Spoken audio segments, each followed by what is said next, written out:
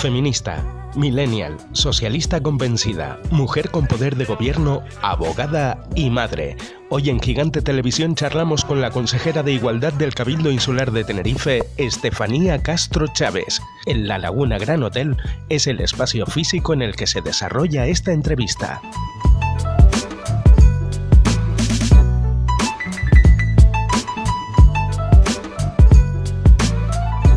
Pues la verdad que sí que me fue a afiliar a los 19 años, por primera vez me acerqué a la agrupación, no tenía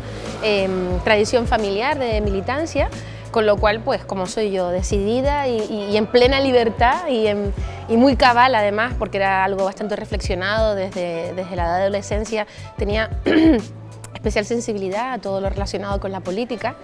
Y nada, pues me afilié, al poquito tiempo, al año aproximadamente, fui secretaria general de Juventudes de mi municipio y después en el año 2008, en mayo, creo que fue un 17 de mayo, me eligieron secretaria general de Juventudes de Canarias y eso fue el hecho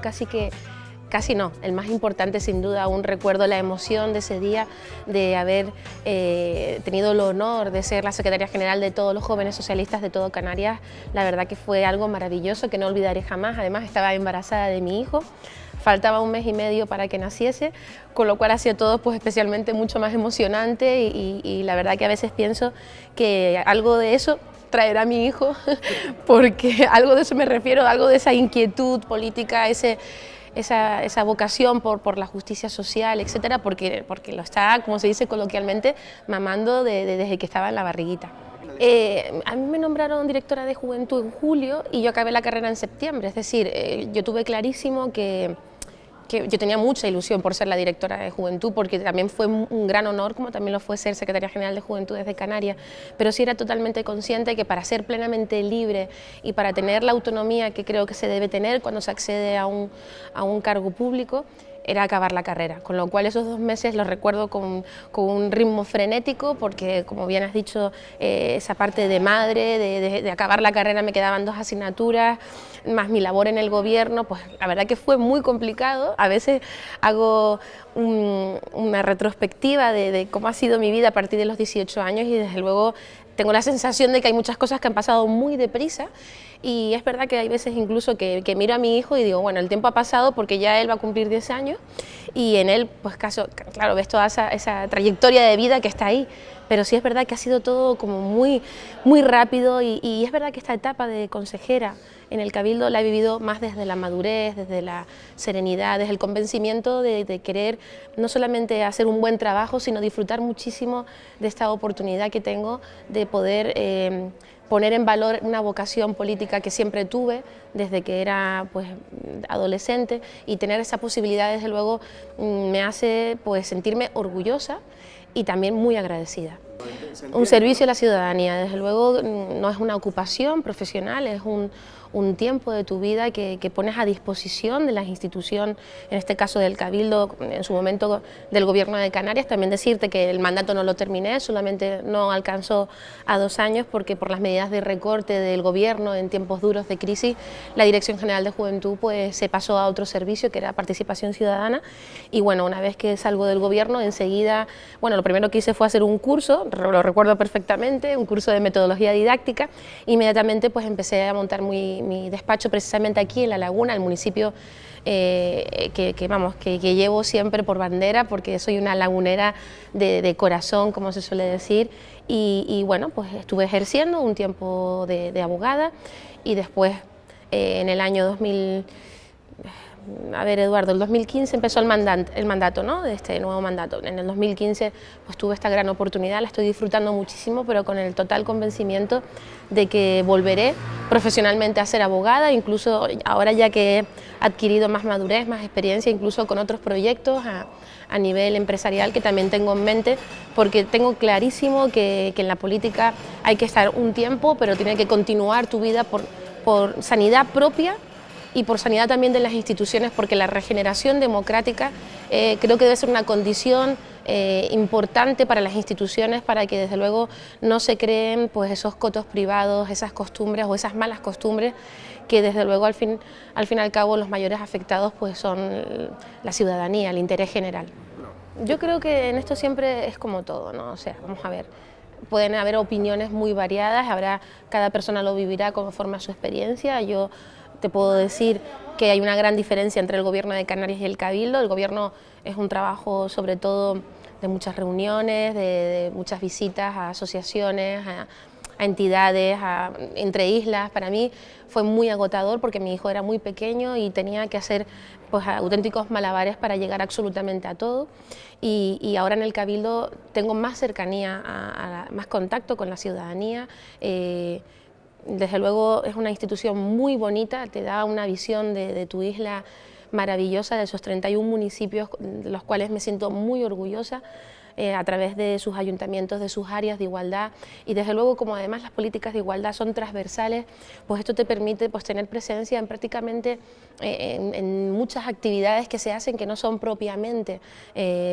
pues lo que se suele entender como típico tópico de políticas de igualdad y en realidad estamos hablando de igualdad. Cuando hablamos de la visibilidad de la mujer en el deporte, estamos hablando de igualdad. Cuando hablamos del enfoque de género dentro de los sistemas educativos, estamos hablando de igualdad. Cuando hablamos de la prevención de violencia de género, también estamos hablando de igualdad, es decir, la igualdad está en muchas facetas, realmente es algo que está en todo, en cómo educamos a nuestros hijos, en cómo nuestros hijos se relacionan en el sistema educativo y cómo nosotros como familia, nosotras aportamos también esa visión, es decir, igualdad me ha dado una visión amplísima de la vida que desde luego tengo que reconocer, y además con toda la humildad del mundo, que cuando asumí este reto sí tenía algunos miedos porque no sabía si podía estar a la altura, si tenía quizás los arrestos necesarios que me harían enfocar este ilusionante proyecto, pero desde luego no hay día que pase que esté totalmente agradecida de esta oportunidad de poder liderar esta área con un gran equipo que desde luego hace que me sienta francamente agradecida por lo mucho que he aprendido y porque esa visión no la he incorporado solamente en la institución, sino también en mi vida privada y en mi día a día. Pues sí, la verdad es que tengo que decir que sí, que me escuchan, que sí que es verdad que la Comisión Interdepartamental, ya lo he explicado en otras ocasiones, esa comisión formada por técnicos y técnicas del Cabildo de las distintas áreas, pues desde luego con esas reuniones que se hacen de forma trimestral para poner en común todas aquellas políticas que desarrollan desde las distintas áreas con enfoque de género, pues desde luego ese seguimiento se está haciendo, cada vez los presupuestos tienen más ese necesario enfoque de género, que desde luego al final cuando hacemos esas ruedas de prensa donde comunicamos que hay 8 millones de euros planificados con enfoque de género en el año 2018, desde luego es una enorme gran noticia, pero sí es verdad que no son 8 millones que esté gestionando yo desde mi área, porque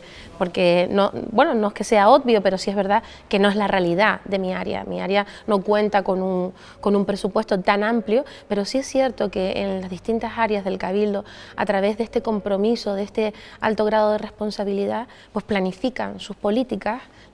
pues con este enfoque y realmente le están dando un aporte de calidad y un aporte de democracia a las políticas, desde luego con una legitimidad casi que incuestionable. Es verdad que las políticas de igualdad también generan pues, mucha crítica, ¿no? Hay personas que no entienden a veces pues, lo que realmente se desarrolla cuando estamos hablando de políticas de igualdad. Pero es cierto que una vez que esas personas lo cuestionan y se ocupan de poder informarse, de saber exactamente de cuál es la necesidad real perdón, de estas políticas, se dan cuenta de que sí que son necesarias. Hay cosas que a veces damos por hecho y que asumimos como una forma pasiva y no nos cuestionamos. Pero cuando incorporamos esa visión, esas gafas violetas que se suelen decir metafóricamente, nos damos cuenta de que sí que nos afectan. Nos afectan pues cómo se gestiona el papel de la mujer en los medios de comunicación. Es verdad que eso está cambiando, cada vez los medios de comunicación están mucho más comprometidos en este sentido. En las competiciones deportivas, en el mercado laboral, cuando hablamos de brecha salarial, de techo de cristal, problemas de conciliación y desde luego ya cuando hablamos de lo que es la violencia de género con su resultado más escabroso y más doloroso, que es que una mujer muera asesinada, bien por su pareja, su expareja. Desde luego creo que que no solamente debemos centrarnos en ese problema, porque el problema del machismo es mucho más amplio, pero sí es cierto que la violencia de género con resultado de muerte es el brazo ejecutor del machismo. Desde luego, como sociedad tenemos que hacer una reflexión profunda de por qué eso sucede. Eso no sucede porque te tocó como una lotería, eso no es porque pasabas por allí y mira qué mala pata. Es mucho más preocupante todavía. La violencia de género, al fin y al cabo, no es un problema individual de las personas, es un problema social, es un problema de conciencia y es un problema que tenemos que abordar con toda la responsabilidad posible, desde las instituciones, desde los centros educativos, también desde las familias, desde el mercado laboral y desde luego también el tejido asociativo, que también hacerle un reconocimiento, porque las entidades, desde luego, hacen un trabajo que es importantísimo, valiosísimo, porque coadyuvan realmente a ese cambio de conciencia tan necesario que debemos poner en valor. Pues este movimiento social, la verdad que este año,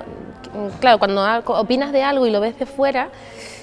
bueno, no deja de ser una opinión y respetable, por supuesto, pero cuando opinas de algo que has vivido en primera persona, como lo viví yo ese 8 de marzo, además con la responsabilidad añadida de que eres la consejera de Igualdad del Cabildo de la isla de Tenerife, desde luego lo vives con una mayor emoción, con una mayor implicación y con un alto grado de responsabilidad. Lo recuerdo como un día realmente histórico, como algo que jamás creo que podré olvidar. Recuerdo que cuando llegué a casa estaba totalmente agotada, mi hijo me estaba esperando y trataba de explicarle a mi hijo qué es lo que había vivido y la verdad que me emocionaba y no podía dejar además lo estoy contando ahora y sigo sintiendo esa emoción, ese enorme recuerdo que creo que por las que estuvieron, por las que no pudieron estar por el motivo que fuera y por las que ya no están porque no están en este mundo físico, se merecían ese 8 de marzo. Todas estas mujeres que han luchado por el sufragio femenino, por conseguir que fuera el divorcio legal en este país, las mujeres por una ley de igualdad aprobada por un gobierno socialista, por una ley contra la violencia de género aprobada por un gobierno también socialista. Desde luego todo eso, si lo sumamos todas las partes, al final nos damos cuenta que el 8 de marzo al final era como la culminación a todo ese proceso que no ha sido fácil, claro, o sea, era la sensación de tener esa espada de Damocles siempre encima, ¿no? Siempre, incluso muchas veces a mí me pasa en las redes sociales, ¿no? que hay gente que critica, ¿no? Que critica y además es que es respetable, la crítica yo siempre la considero respetable desde que sea desde un punto de vista respetable, constructivo, y distintos puntos de vista siempre son favorecedores para poder pues también evolucionar. Y desde luego que cuando hablamos de las políticas de igualdad, no solamente hablamos de políticas de igualdad para mujeres, hablamos de políticas de igualdad para mujeres y hombres, y para todo tipo de mujeres y todo tipo de hombres, ¿vale? O sea, es que desde luego yo creo que la igualdad es la matriz absolutamente de todo. O sea, es el origen del principio, porque las mujeres a lo largo de la historia hemos sufrido esa desigualdad que no lo considero un discurso anacrónico, no lo considero para nada un discurso anacrónico, porque es algo de lo cual también me han querido tachar, es decir, es que estás anquilosada en el pasado. No estoy anquilosada en el pasado, simplemente que si somos capaces de construir lo que es la identidad de género de mujeres y hombres, pues quizás nos podamos llevar alguna sorpresa e incluso alguna gratificación, porque también a los hombres les ha afectado el machismo, no pensemos en los hombres que por esa masculinidad que era socialmente aceptada, pues han tenido que dejar de tener a lo mejor pues una sensibilidad que estaba más estereotipada con lo femenino. Pues los cuidados, la sensibilidad, la creatividad, pues todo esto también le ha afectado a los hombres, con lo cual el machismo nos afecta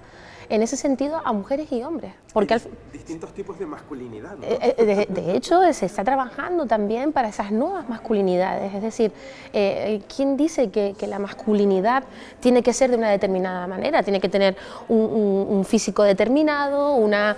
fuerza determinada, tiene que tener una responsabilidad distinta, para nada. Y esto, desde luego, es un tema educacional que se tiene que trabajar desde la infancia, en los centros educativos y también en las familias,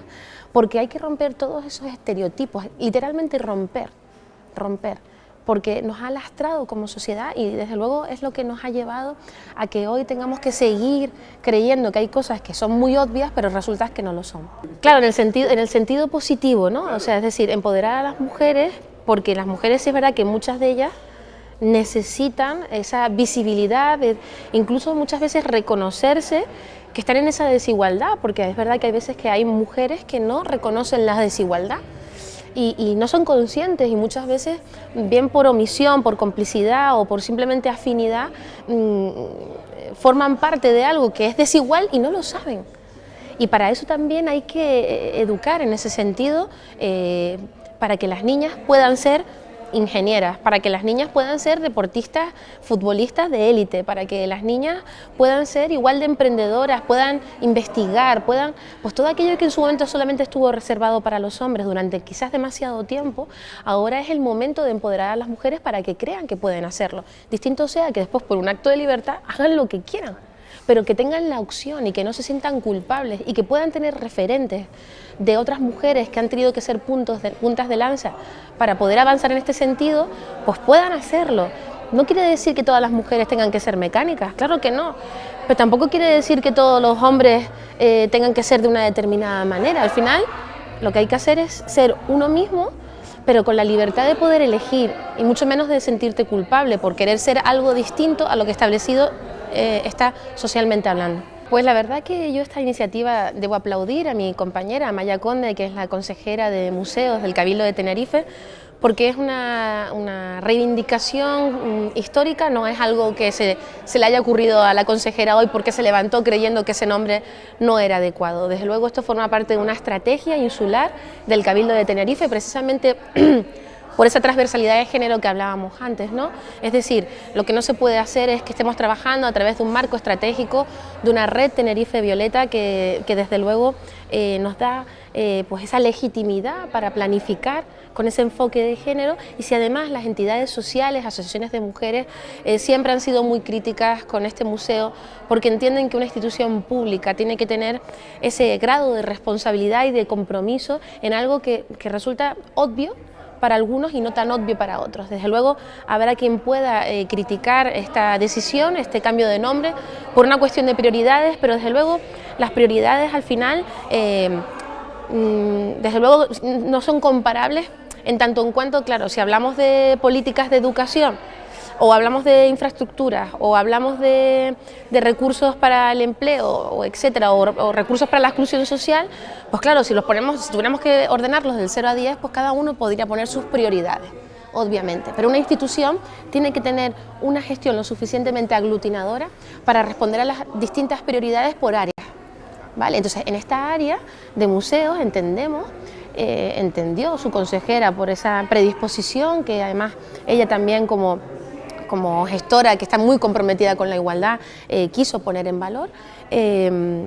pues más que celebrarlo, que es algo muy positivo, que claro que puede generar ahora crítica, porque sé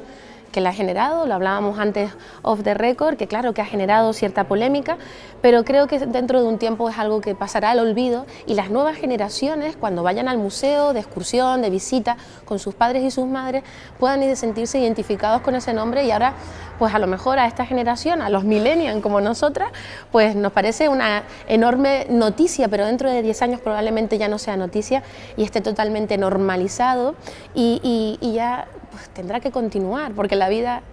en general continúa para todos, y más como sociedad,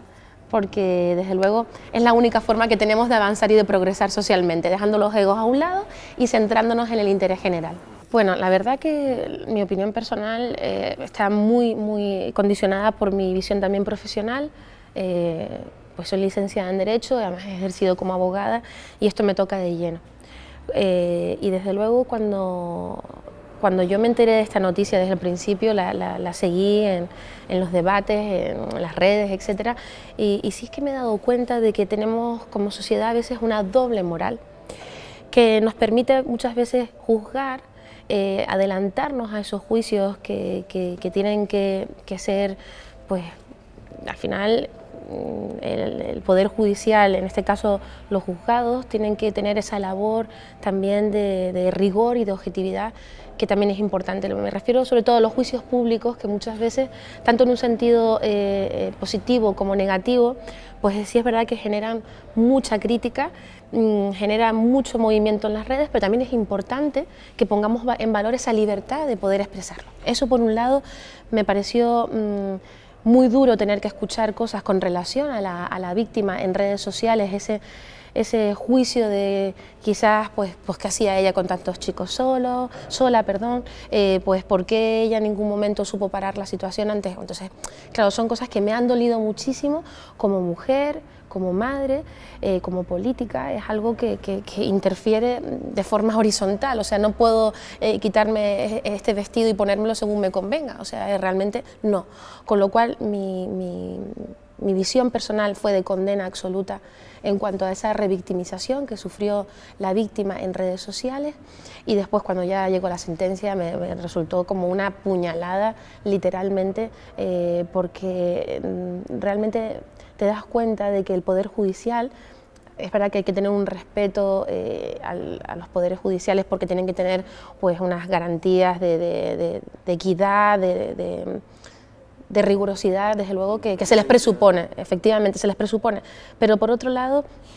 también pienso de que al final en ese margen que tienen los jueces, pues muchas veces, y las juezas, pero en este caso pues digo los jueces porque ese voto discrepante que pedía la libre absolución de la manada, desde luego me resultó preocupante, llamativo, doloroso, porque el pensar que una mujer pueda decir que no, y que eso desde el ámbito judicial no se reconozca como realmente lo que es una agravante y un criterio casi que, o sea, una condición súper necesaria, es decir, el consentimiento dentro del derecho penal es fundamental en este tipo de delitos, o sea, si no hay consentimiento ya no hay libertad.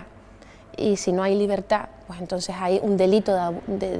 y una agresión clara en este sentido a la chica. Entonces espero que esto finalmente se pueda recurrir y un poco reivindico esa necesidad de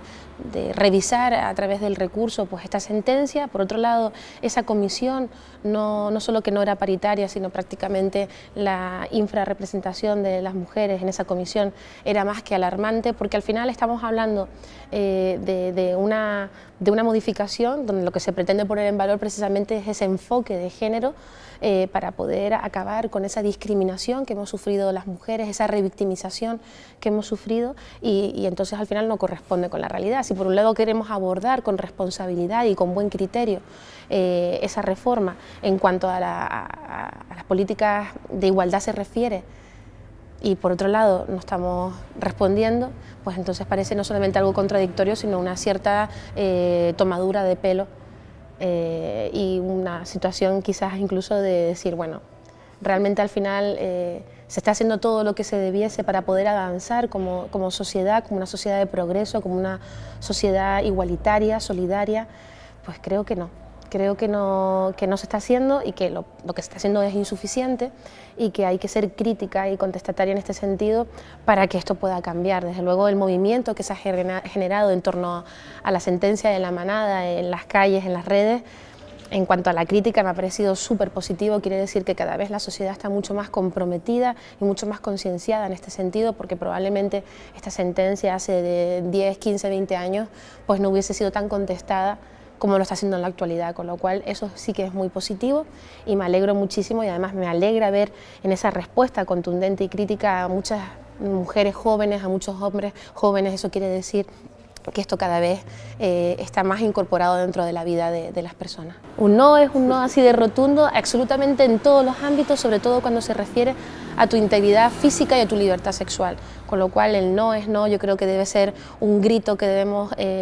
entonar la sociedad al unísono, y que nos debe mantener alerta ante cualquier abuso, cualquier agresión que nos violente, no solamente a las mujeres, sino nos violente como sociedad.